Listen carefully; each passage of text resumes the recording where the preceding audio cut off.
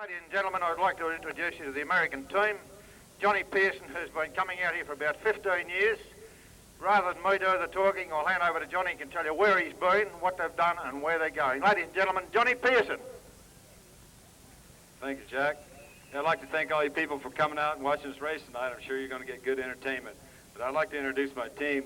New guy on the team because Steve Byler went home is Andy Gesman. He's from Ohio and races stock cars back home. Next one is, let me see here.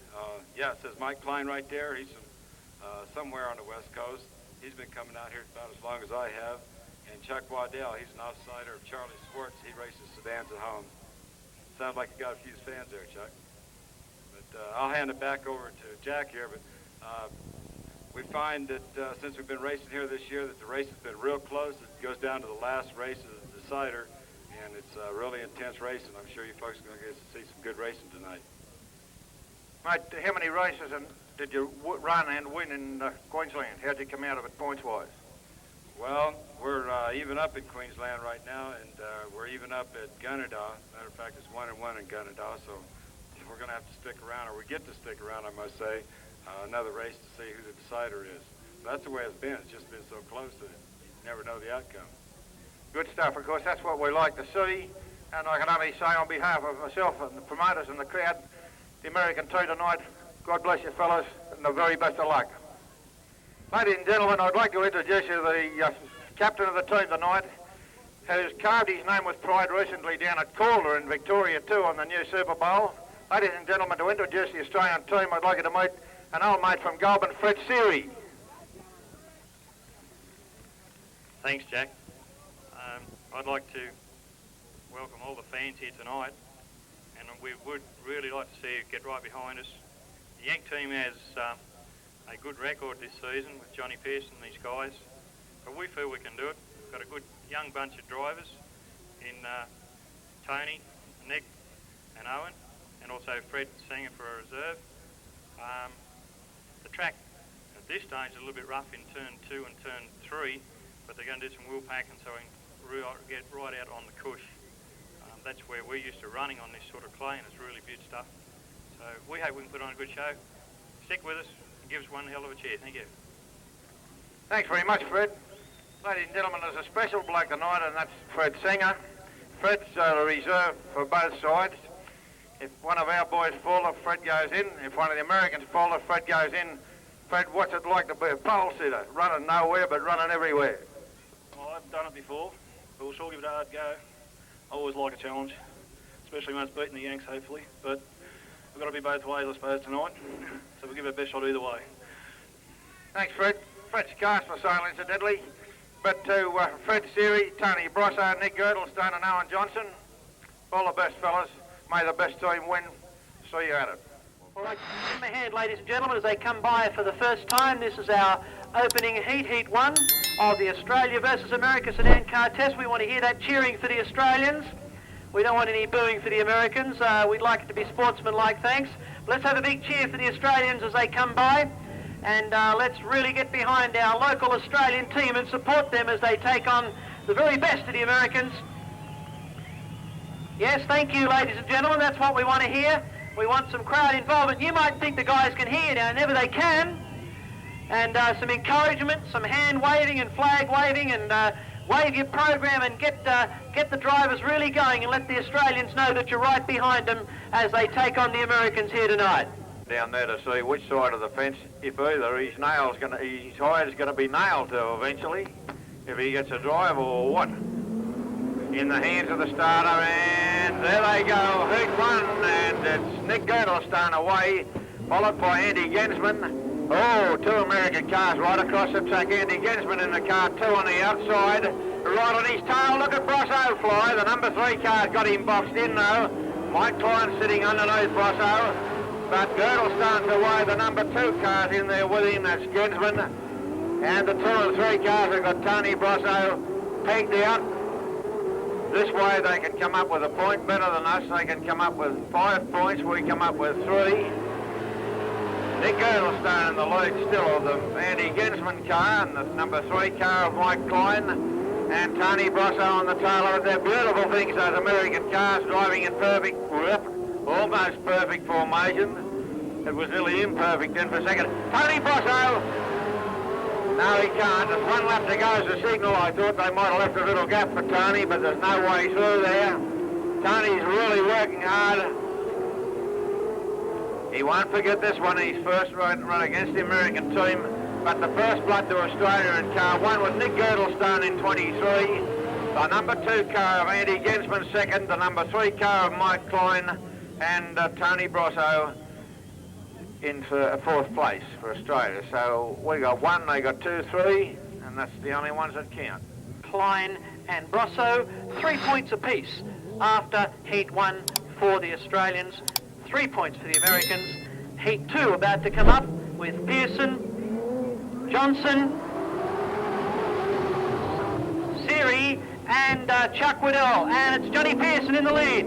Now, the opportunity exists for the Australians to do exactly what the Americans did, as it's John Pearson, the experienced American captain, in the lead, as OJ puts it to him in turn 4. Now here comes Chuck Waddell to try and get Fred Seary. At the moment, it's 3 points apiece if they finish like this. 3 laps. Oh, Waddell gets very, very slow in turn 2. In fact, Waddell is going bulk slow, and Johnson goes right into the side of Pearson's car. Oh, trouble for Chuck Waddell in the number 4 car, and he pulls to the outside of the track and causes the stoppage, but I think the drivers are going to be allowed to complete the race. No, the yellow flag comes out, and Pearson in the lead, Owen Johnson in second, Fred Seary in third, and Chuck Waddell, wouldn't you know it, stops on the outside of the track to cause the stoppage when he could easily have stopped on the inside, Jack. Teams Racing Tactics strikes again. That's what it's about. They're running over to see what's the problem with the car, but that's how team racing works. 1 lap is the message, and then 2 laps after that. I reckon Fred Singer is going to be battling on his own. If the American cars need a replacement, they're going to use Fred Singer, which means if we need a replacement, I'm going to see if I can borrow your Nellie's truck. Not the Dodge, you want to borrow the Kenworth. I want to borrow the Kenworth. Yeah, it looks, it's got a better view out of that one. A good one, Jack. Yeah, I reckon that would be very, very good. You could take up a fair bit of the track and stop anybody passing, I reckon. If I could get pole line in that, mate. Yep. Okay, Johnny Pearson, the American captain in the number 1 car, takes them away. O.J. Johnson, Juice Johnson in the Terry Pulford Smash Repair Thunderbird in second, and Fred Seary putting the heavies on him, but you don't race your teammates in this type of racing. You just stack up the points. That's the way that you win. 1 lap to go is the message this time. There won't be any time on the event, of course, because Pearson, there has been a stoppage, and the Valvoline, no hanky-panky Yankees.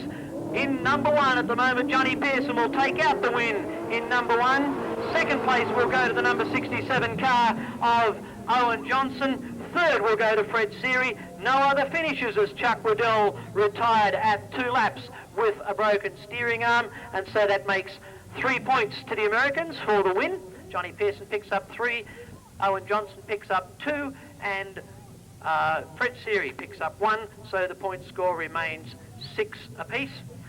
And OJ's got to fit through if he can to pull into that second spot. Yeah, very difficult bit. There's 4 cars down there and they all want to win. There's the green.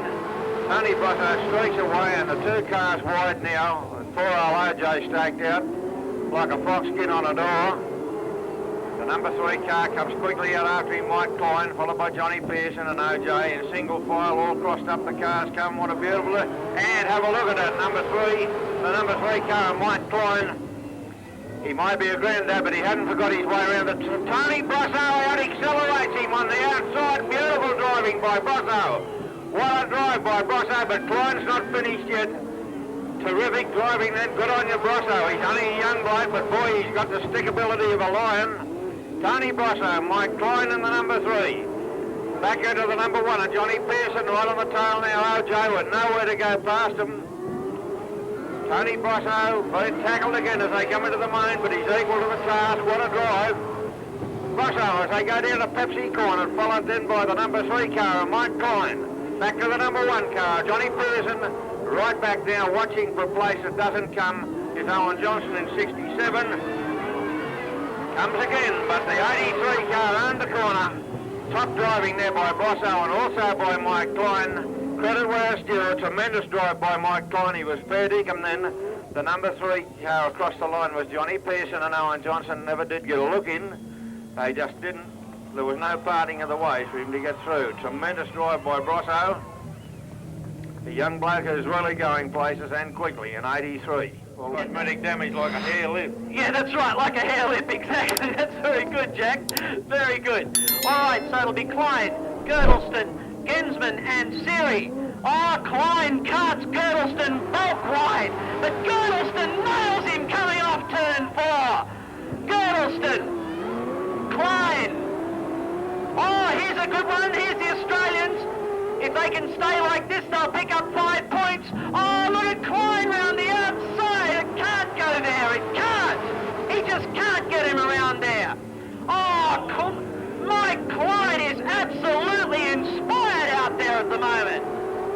Oh, I've never seen anybody run the high line in a super sedan like that. Mike Klein, Girdleston, Klein, then it's Siri and Andy Gensman.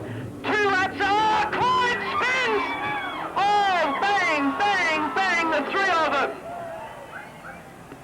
Now, something had to give. They were going just a bit hard. Nick Girdleston will have to be grinning.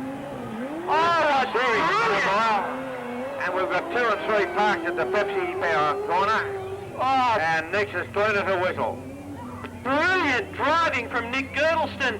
And how Fred Siri got away with that, I will never know. But Mike Klein was first to go, and Mike Klein went by himself, Jack. He tried to go out too wide, and he just couldn't get at the car. Should start out of 2.